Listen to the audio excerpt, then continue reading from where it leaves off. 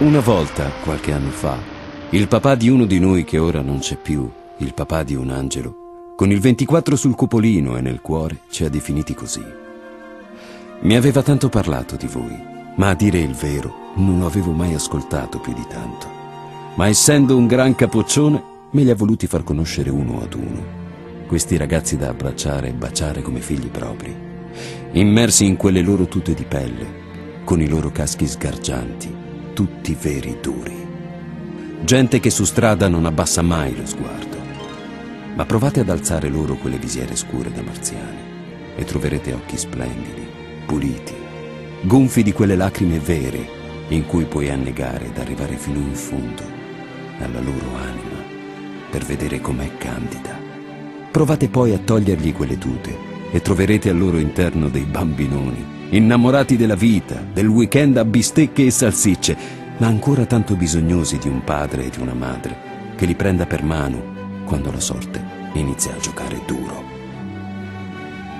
Si dice che ogni volta che saliamo in sella ai nostri destrieri, insieme a noi salgano pure angeli e diavoli. È vero. Rappresentano quel dualismo che rende questo modo di vivere così denso di emozioni che a volte il cuore pare voler saltar via dal petto e mettersi a correre, ad urlare.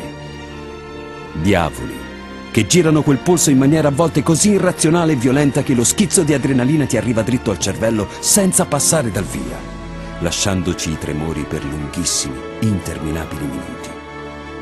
E angeli che portano il volto e la voce di chi non è più con noi, dei nostri affetti, delle nostre paure ed esperienze costruite sulle nostre ossa rotte.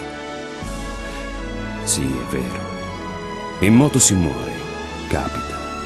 Può capitare ad ognuno di noi e ci si fa male, tanto male.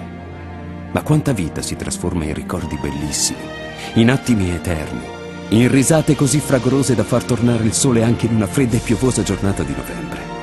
Parlate con ognuno di noi e fatevi raccontare un giro, un aneddoto, una curva, e perdetevi in quello sguardo che comincia a scintillare, nelle risate, nel sorriso che spontaneo stira gli angoli del viso e distende la fronte.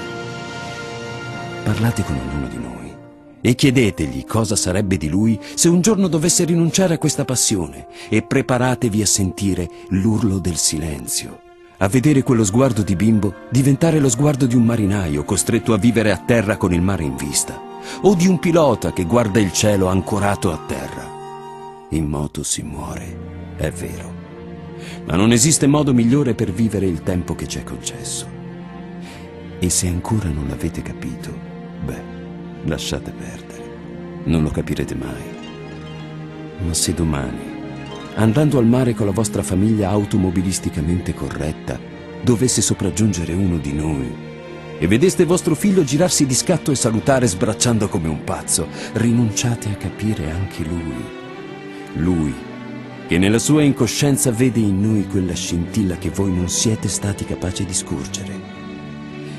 E se vedrete il motociclista ricambiare il saluto, non c'è nulla di strano, sapete? Tra angeli in terra ci si saluta sempre, ma questo, chi ha perso le ali, non lo ricorda.